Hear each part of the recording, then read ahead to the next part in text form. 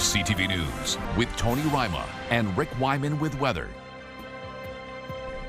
Good evening. Glad you're with us on this Wednesday. It's an ongoing problem in the north. Transport trucks driving with major safety issues. OPP releasing these images of a transport truck being operated with wheel damage. Police say they got calls about the truck driving along Highway 11 in Hearst with a smoking tire when police pulled the driver over. Obviously, we have the wrong story there, but we're going to get to the new one right now. Well, today marks the one-year anniversary of Shanda Playford's disappearance.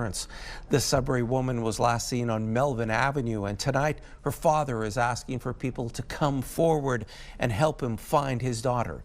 CTV's Alana Everson has more. Kevin Playford is Shanda's father. He says she loves animals, camping, singing, fishing, and her dog, Charlie. She had a good heart, a good soul. She was a good person.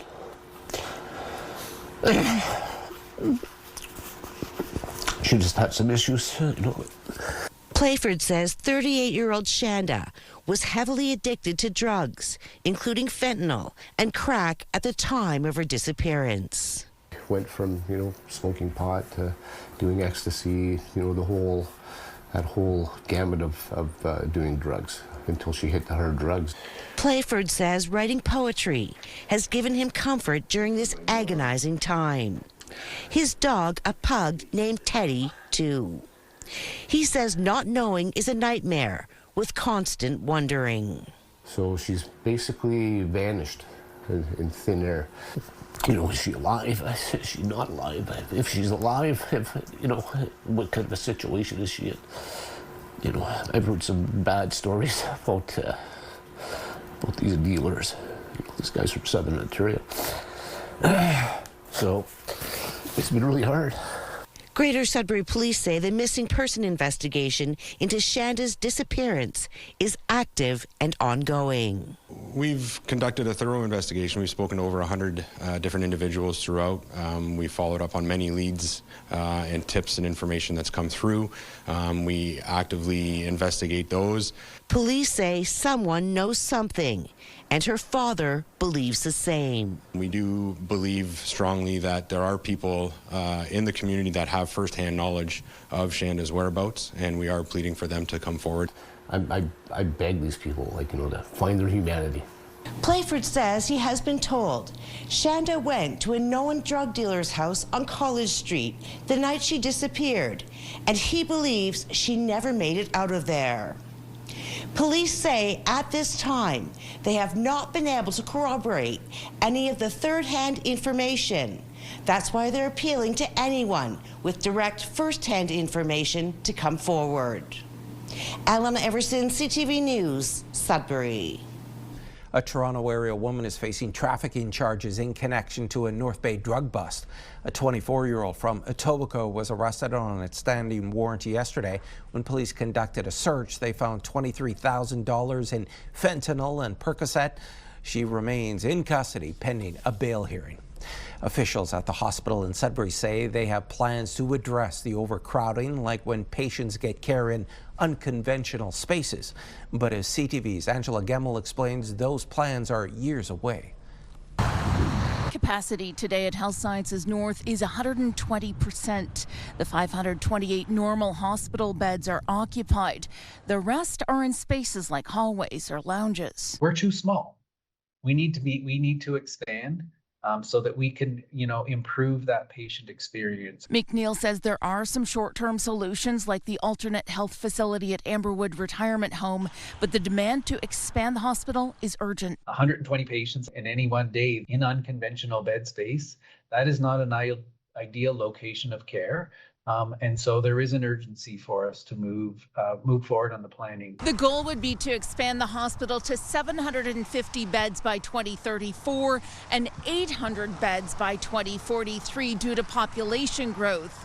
The price tag would be in the billions, but McNeil stresses they're still in the early planning with the Ministry of Health. A spokesperson for the Minister of Health says the government has increased HSN's funding by 44% in the last 8 years, while also investing $5 million towards future expansion, adding, "We will continue to work with Health Sciences North to ensure patients in Sudbury and across Northeastern Ontario can access the timely, high-quality care they deserve now and for years to come."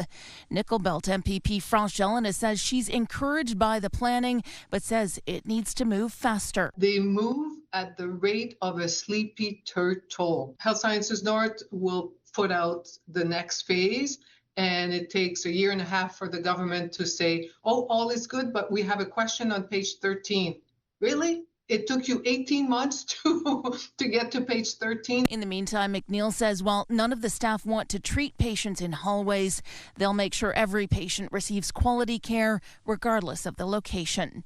Angela Gemmell, CTV News, Sudbury. The Association of Family Health Teams of Ontario is sounding the alarm when it comes to recruitment and retention of qualified staff. As CTV's Lindsay Alick explains, wages are a major issue. Family health teams are usually made up of a lot of different professions, including a family physician, nurse practitioner, pharmacist, and dietitian. The Association of Family Health Teams of Ontario says all of the positions have been on a wage freeze. There was an increase last year of 2.7%, but that was after over 5 years without any increases to those roles.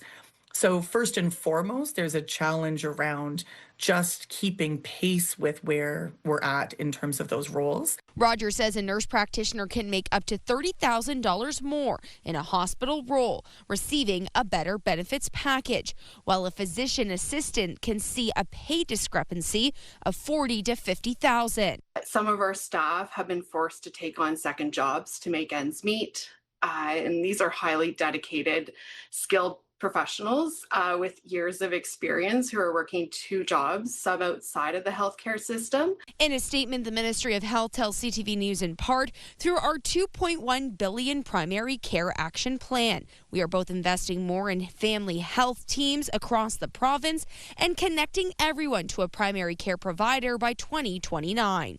This year alone, our government is providing $601.7 million to family health teams across the province. We're asking for that to all be released as soon as the next fiscal starts, right? Like, why are we waiting? If we're trying to get more Ontarians attached and we want to hit those targets. The second is to look at more investment to say, like, what is the pay? What's the right pay for these different roles? And let's make sure we're setting up the system that we're not every couple of years in this cycle of high turnover, because we don't want to be here again. Rogers says there are approximately 2 million Ontarians waiting to be attached to primary care. Lindsay Alick, CTV News, Sudbury. The Ontario government is modernizing the Veterinary Assistance Program. It's expanding eligibility and streamlining the application process to ensure livestock producers in northern and rural Ontario have reliable access to vet care. CTV's Lydia Chubak reports. BC Radio. Minister of Northern Economic Development and Growth, George Peary, says agriculture is one of the pillars of Northern Ontario's economy. If the sector is to grow, vets are needed. It's why the government is looking at updating the Veterinary Assistance Program. So we've got a streamlined process. They come in, they fill in their applications with the, with the clinics. We turn them around and we get the funding out the door. Other updates to the program include expanding eligibility, recognizing registered veterinary technicians as eligible participants, and increasing the per-kilometre compensation rate for non-isolated veterinarians, while also making telemedicine an eligible expense. This is perhaps the most significant thing I've done in the agriculture sector so far. And that's we did it very collaboratively. We're not afraid to fail forward. Now, if something isn't right, the stakeholders, because they're fully involved with the development of these programs, will come back to us and say, okay, you got to tweak this or tweak that. The New Democrats agriculture critic John Vantoff was a dairy farmer for 35 years and appreciates the upgrades, but doesn't think they're a game changer. When the program was created in 1996, they paid $1 a kilometer to help the vets service their clients.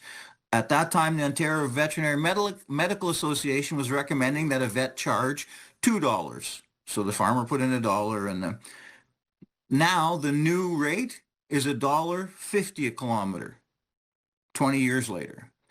But the Veterinary Medical Association is recommending that the vets charge $5.20 a kilometer. Updates to the Veterinary Assistance Program will take effect on April 1st. Lydia Chubak, CTV News, Timmins. It's an ongoing problem in the north. Transport trucks driving with major safety issues.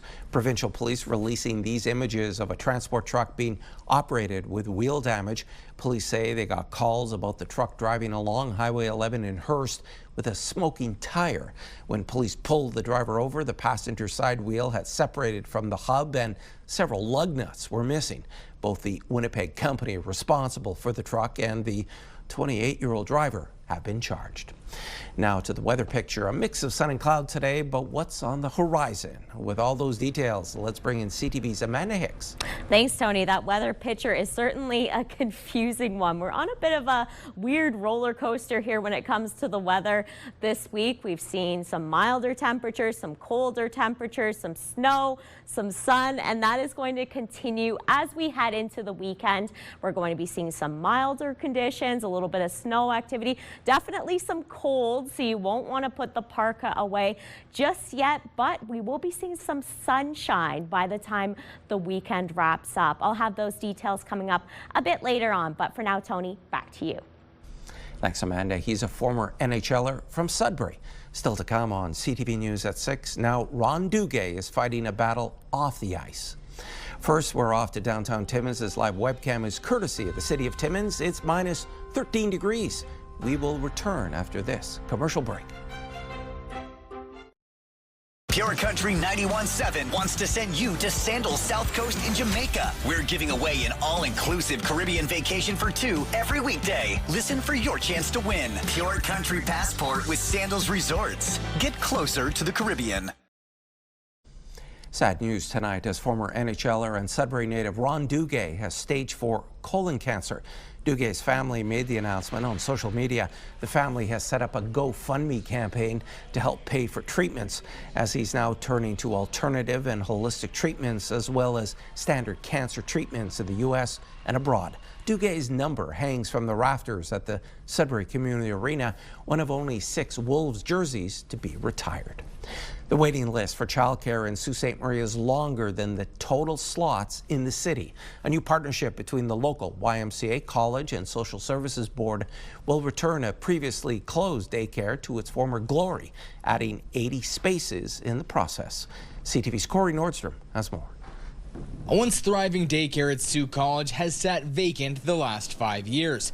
The YMCA, the college, and the local services board have signed an agreement that will see this site thrive once again.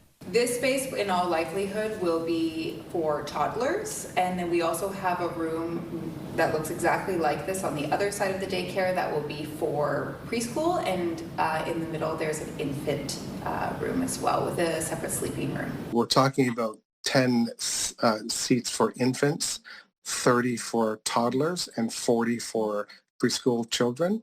We have a wait list of about 2,000 to 2,200 children, give or take, and it means 80 new spots for children across our community. It's a really, really big deal. The agreement includes a number of perks for those at the college. 4 of the 80 childcare spots will be dedicated for students' children, and those in the early childhood education program will have placement opportunities on campus. It's something that students who are parents can take good advantage of, and also the fact that we're centrally located. It's a great spot for people of all walks of life to have their kids taken care of in a very safe and comfortable environment. The YMCA has already hired some staff for the new child care center at the college, but is still looking for more.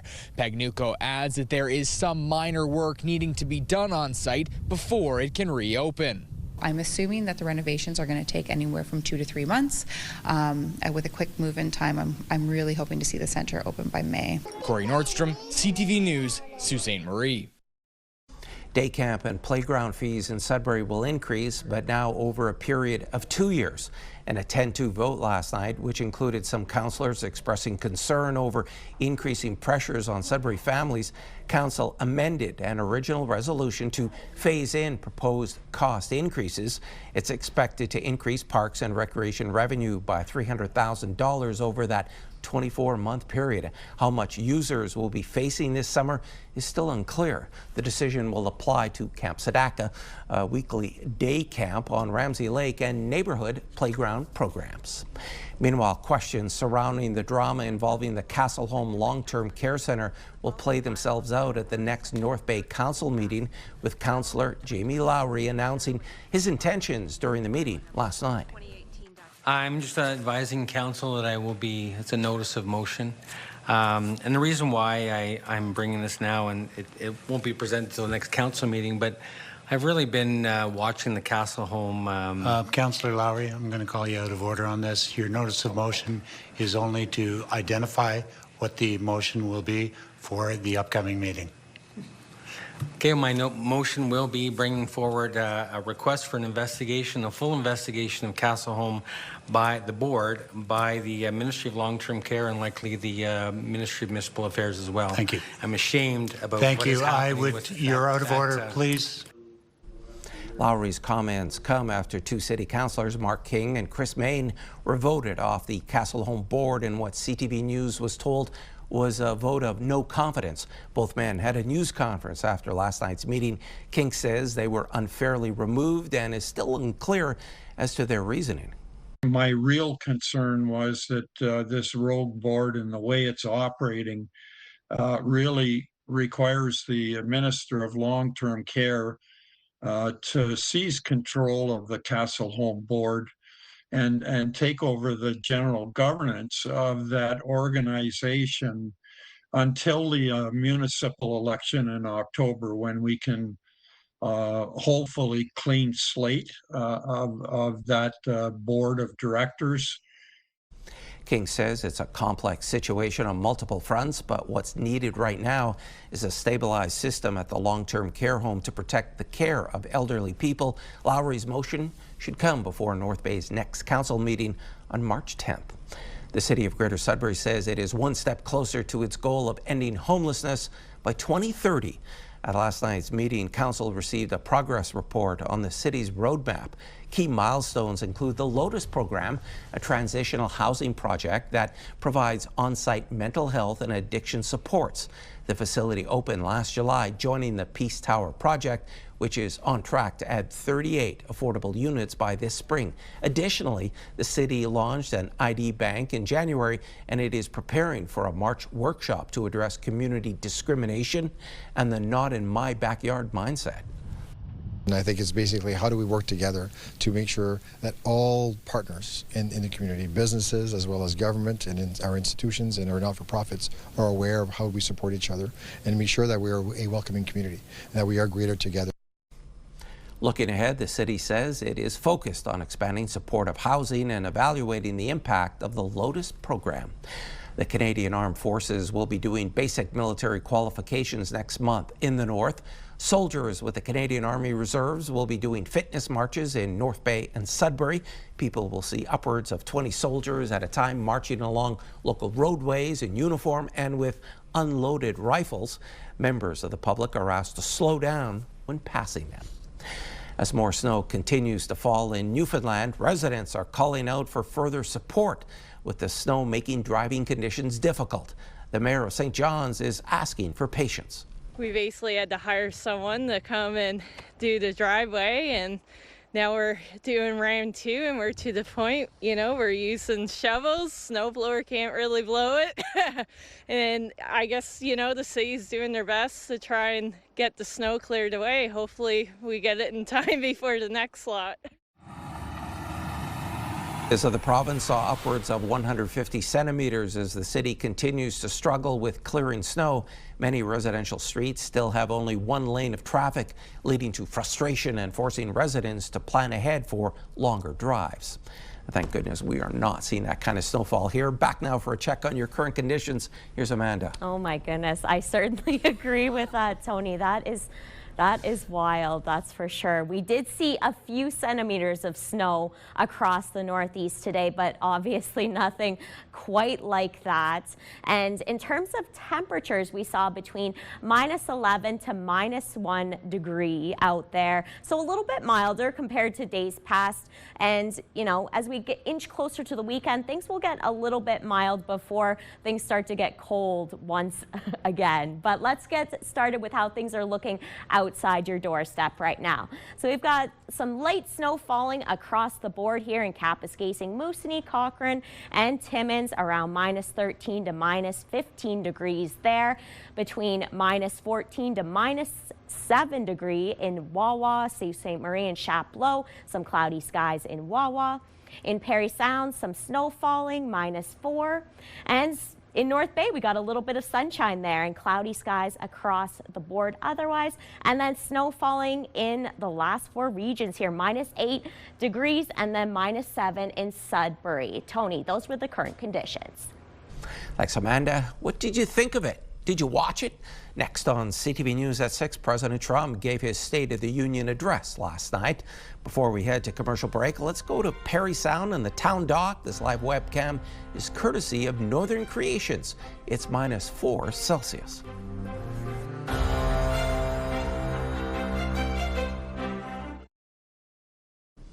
Canada has committed to providing aid to Cuba as the food and fuel shortages reach dangerous levels. As CTV's Heather Wright explains, this aid could make tensions worse with the U.S. At Cubano Kings in downtown Toronto, the menu is simple but authentic. How you doing, buddy? Cafecitos, Cubanos, Pastelitos. Canada has been Felix King Risco's home for 2 decades, but his heart is still in Havana with his family.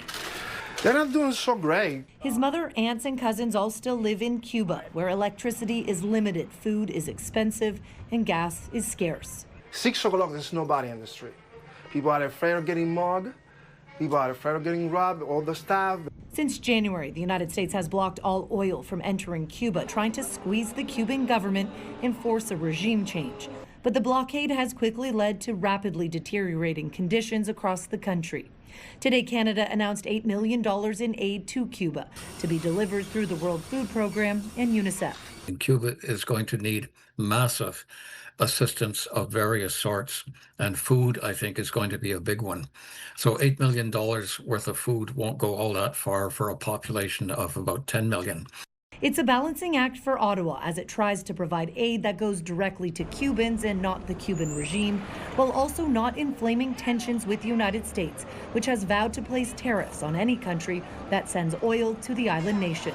I have not discussed Canadian aid intentions with Secretary Rubio or the United States. This is Canadian foreign policy. For Felix King Risco, he says his country has been through many challenging times, but this one feels different. Something needs to change. Global Affairs Canada says this money will be released immediately, adding they continue to monitor the situation in Cuba and will respond accordingly in the future. Heather Wright, CTV News, Toronto. U.S. President Donald Trump delivered the longest address in the history of the State of the Union last night. It was a speech that often touched on what he called the strength of the United States. Our nation is back, bigger, better, richer, and stronger than ever before. Trump spoke for an hour and 48 minutes. He used that time to look back on the first year of his second term, highlighting his immigration crackdown, and he defended his global tariffs. Supreme Court justices were also in the spotlight last night for striking down the original tariffs last week. But the good news is that almost all countries and corporations want to keep the deal that they already made, right, Scott? Knowing that the legal power that I, as president, have to make a new deal could be far worse for them, and therefore they will continue to work along the same successful path that we had negotiated before the Supreme Court's unfortunate involvement. Democrats are slamming Trump's State of the Union address. Virginia Governor Abigail Spanberger gave the party's official rebuttal. Costs are too high. in housing, healthcare, energy, and childcare. And I know these same conversations are being had all across this country. Because since this president took office last year, his reckless trade policies have forced American families to pay more than $1,700 each in tariff costs. Democrats showed their opposition throughout the president's speech. Some stayed silent as the room cheered. Others wore badges supporting Epstein survivors and ICE victims. Some lawmakers stayed away altogether, going instead to a counter-rally organized by the Democrats. Today, Ottawa was reacting to comments from the U.S. that any deal with Canada will include tariffs. CTV's Michael Couture has more. The State of the Union address? Prime Minister Mark Carney says he didn't watch the State of the Union address, but there are impacts for Canada. President Trump made it clear tariffs are a key plank in his economic plan for the U.S. The view of the American administration is that there'll be a price to access the American market. I think, every country of the world that I know of is paying a price. What I'm saying is that Canada is paying the lowest price. But that price could be paid in jobs. The U.S. Trade Representative today making it clear this is about moving manufacturing back to America. We really want to focus on reshoring here. We want to have production here. We don't necessarily want to be dependent on China, Canada, or anybody else for things like cars and that kind of thing. The U.S. has 50% levies on steel and aluminum going into their country and 25% tariffs on autos. It's why the Canadian government is trying to diversify trade away from our American neighbors. GM and Stellantis have been cutting jobs here in Canada. Well, we will look towards Koreans, we will look towards Germans, and we'll look towards Chinese investments. While looking for other trading partners, Canada continues to work on saving the trade deal with the U.S. and Mexico. The Canadians, I was in contact with my counterpart just this morning. He's going to come to town in a couple weeks. They have a few ideas on how they might want to have a deal with us. We're obviously open to that. By comparison, Dominic LeBlanc's office was far less committal. In a statement, a spokesperson for the minister responsible for Canada-U.S. trade would only say LeBlanc and Greer had a number of brief, informal exchanges in recent days about a potential in-person meeting in Washington, D.C. in the near future. Mike Couture, CTV News, Ottawa. Federal officials, including Artificial Intelligence Minister Evan Solomon, say they met with representatives of OpenAI last night and expressed disappointment that the company didn't notify law enforcement about Tumbler Ridge shooter Jesse Van Rootselaar before the shootings.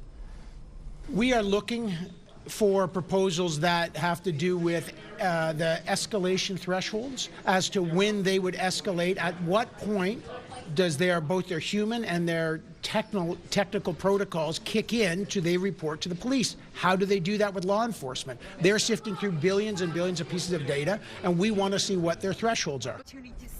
Solomon requested the meeting after the Wall Street Journal reported that Van Rootselaar's ChatGPT account was banned over troubling posts at least 7 months ago, but OpenAI did not inform police until after the February 10th killings.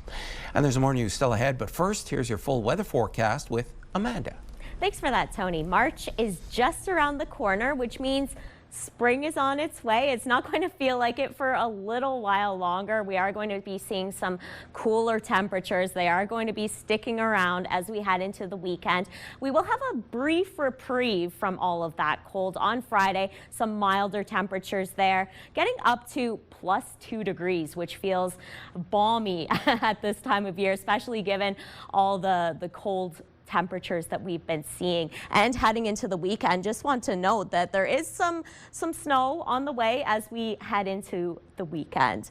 Looking at things overnight, though, it is going to be pretty cold out there. -20 in Sudbury, chance of flurries. -23 in Temiskaming Shores, chance of flurries across the board there. And then in Moosonee, -22, chance of flurries in Gore Bay. Parry Sound, -17 degrees. It will feel colder than that with the wind chill, so make sure you bundle up.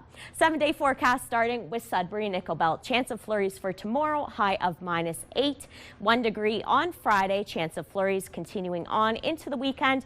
Might see a little bit of sunshine on Saturday, but sunny skies return on Sunday, back-to-back sunshine heading into Monday as we start the work week with a high of -7. For Sault Ste. Marie, Algoma, chance of flurries from Thursday on into Saturday. Saturday getting up to a high of -10, -12 on Sunday. Sunny skies, mix of sun and cloud.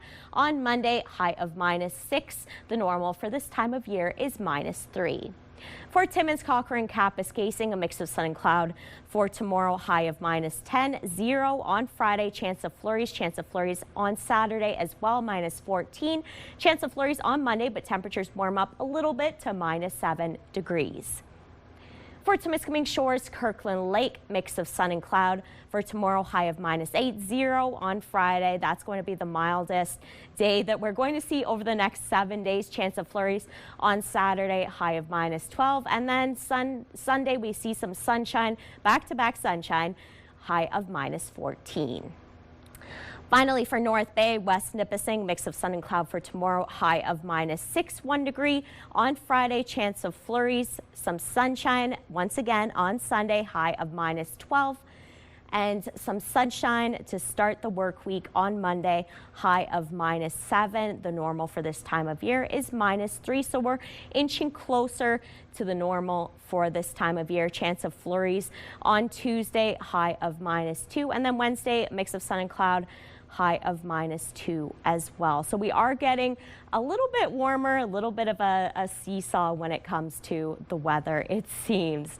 For today's weather pick of the day, look at that sunrise, just beautiful. Larry Kirtley sent us in this beautiful picture from Blind River. And that's the thing about cold temperatures. It does cause us to see a lot more of the sunrise, sunset. And we'll have more news coming up after the break. CTV's Madison Merrier has a story about Pink Shirt Day later on in the show. You'll want to stay with us.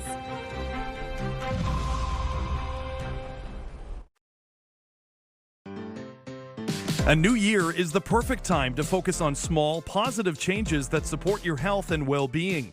Here are some simple lifestyle changes that can make you healthier and more balanced on my CAA Tip of the Month. Start by creating a wind-down routine instead of just a bedtime routine. Dimming the lights, stretching, or putting your phone away earlier can improve sleep and help you wake up feeling refreshed. Next, try adding one nutrient swap each week, like choosing water instead of soda or adding greens to a meal. These small changes can add up over time. Protect your focus by turning off unnecessary notifications on devices and setting no scroll times to reduce stress. Make it a goal to do one thing outdoors every day. Even a short walk or a few minutes of fresh air can boost your mood. When it comes to fitness, schedule movement like an appointment. Blocking time in your calendar helps make it stick. And if you're ready to get started, CAA members can enjoy their first 3 months free with a 1-year plan at participating Anytime Fitness locations, plus earn 3% in CAA dollars at well.ca, a simple way to keep your wellness routine on track. Finally, keep your vitamins and supplements somewhere visible to stay consistent. And if you're buying your essentials online, remember, CAA members earn 3% in CAA dollars at well.ca. Small steps can lead to big results. And that's my CAA Tip of the Month. Stompin Tom Connors wrote songs about everyday Canadians, truck drivers, miners, and loggers. While beloved by Northern Ontarians, Connors was from Atlantic Canada, where his hometown is looking to take a page out of Sudbury's book and put up a statue to honor him. CTV's Nick Moore has that story. It's Spud from the bright red mud. Before he became a Canadian music icon, Charles Thomas Connors started it all in St. John, where he was born February 9th, 1936. One of his first songs that he ever wrote was Reversing Falls, Darling. Connors spent those early formative years in the port city surviving extreme poverty. An effort is now afoot by the St. John-based Hemmings House production company to honor Stompin Tom Connors with a statue in his hometown. He really represents the human spirit when things are difficult, and to be able to overcome incredible obstacles, to only inject this sense of pride and spirit throughout our entire country. Connor's home province has always proudly called him their own. His ties to Prince Edward Island run deep after he moved to Skinner's Pond later on as a child. That island connection also cemented by this tourism ad. 800-565-7421. A statue of Stompin Tom was unveiled in Sudbury, Ontario, 2 years after his death in 2015. It's time for St. John to stand up and say, this is our son. Last night, St. John City Council voted unanimously to move forward with the statue idea here. Fundraising will soon begin. So St. John, we need to honor this guy and show him respect and honor, and his family as well, just to say we love this guy. The group would like the statue to be located in a prominent area uptown, such as King Square or here along the waterfront. The group hopes a statue of Connors will be up sometime before the end of the year, putting this legendary Canadian back in his old stomping grounds. Nick Moore, CTV News, St. John. Today, schools, nonprofits, and corporations are making a special effort to wear pink. CTV's Madison Merrier has that story.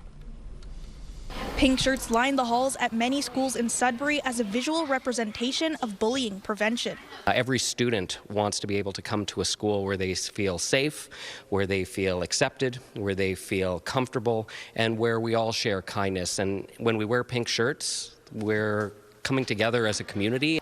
The anti-bullying day began when a grade 9 boy wore a pink shirt to school in 2007.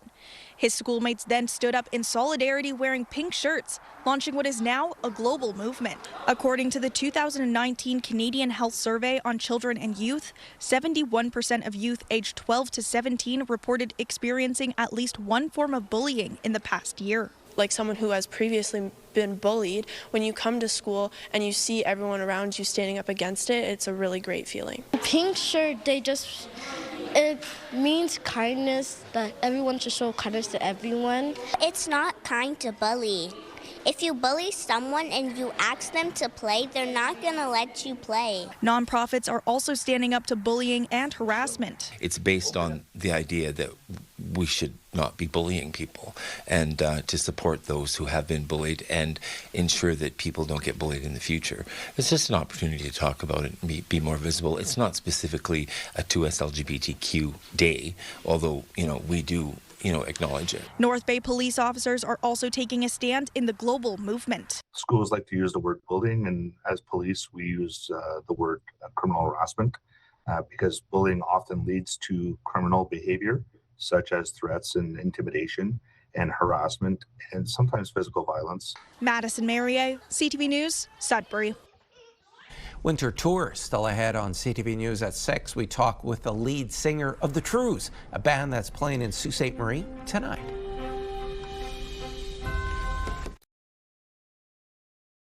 They are one of the best-selling Canadian bands, and they are on tour, making a couple of stops in our region.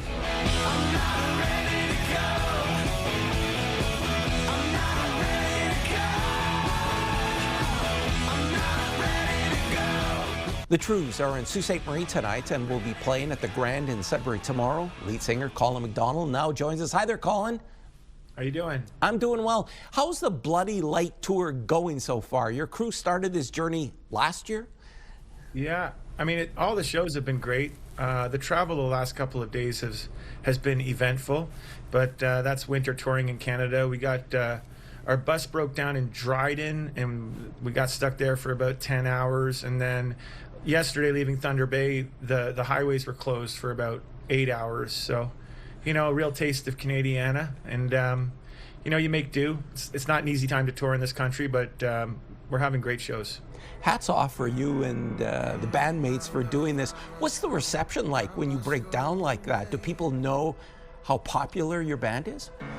I think, well, it's funny because I was actually flying because I sing and I usually like to protect my voice, so I'll fly. But my flight actually got grounded in Winnipeg, so I was stuck in Winnipeg for 24 hours as well.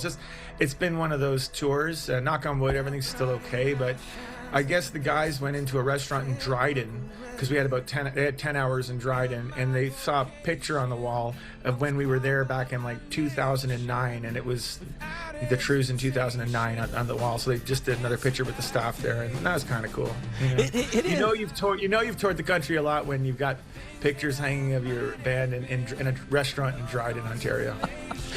The band has a new song out, The Bloody Light. What's that about? Because your band has been together since, for the most part, right, since 1997? Yeah, I mean, Janangus and Jack and me, we started in high school playing just like cover songs around Antigonish, Nova Scotia, playing the high schools. And, you know, we didn't really take it super seriously till we moved up to Ontario in like 2001. So, yeah, I mean, we have been playing together since 97. Yeah, and do you have a northern connection? Is there a Sudbury musician or a Thunder Bay musician as part of the band?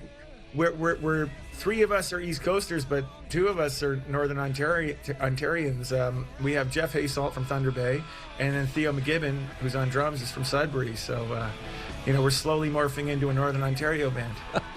And you all are based in what? Hamilton? Is that where you are now? Yeah, we're based in Hamilton. Yeah. So. Well, Colin, thanks so much for your time. I really appreciate it. Break a leg. Yeah. Thank you very much, and we're really looking forward to getting back to Sudbury, and we're excited to play the Sault tonight, so come on out. Yes, Colin McDonald joined us from Sault Ste. Marie. To find out more about the Trews, head to thetrewsmusic.com. In the Ontario Hockey League, only one game tonight featuring two northern teams. The Sioux Greyhounds are traveling to the Nickel City to take on the Sudbury Wolves. Puck drop is 7:05 at the Sudbury Community Arena. Team Canada has released the names of 50 athletes representing Canada at the Paralympic Winter Games. Among the competitors are two Northerners. Logan LaRiviere from Lively will be competing in the men's para-Nordic skiing visually impaired classification. LaRiviere made his World Cup debut last season in Italy. He'll be competing with guide Joe Hutton. And Brooke Ailey from North Bay will be para-Nordic skier Madison Mullen's guide at the upcoming games. Mullen and Ailey picked up 3 silver medals at the Para-Nordic World Cup in the women's visually impaired event. Ailey is a student at Nipissing University. The 2026 Paralympic Winter Games kick off in Milano Cortina next Friday. From rock stars to the planet Mars, David Daniel has the latest in tonight's Hollywood Report. Underlying all of my work is the political message that you are an agent of history, that you are an agent of history. Tom Morello is switching gears. The musician and activist has canceled his spring solo concert to join Bruce Springsteen's Land of Hope and Dreams American tour.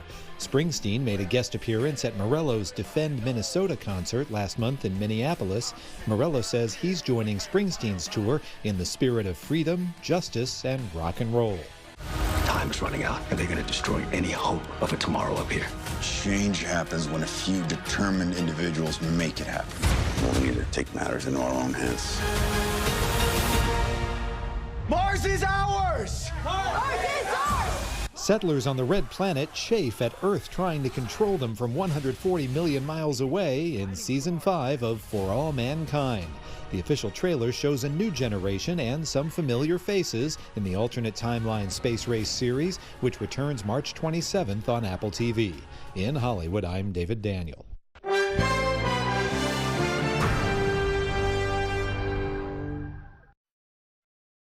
Could one of the most famous brand ambassadors in cleaning products be retiring?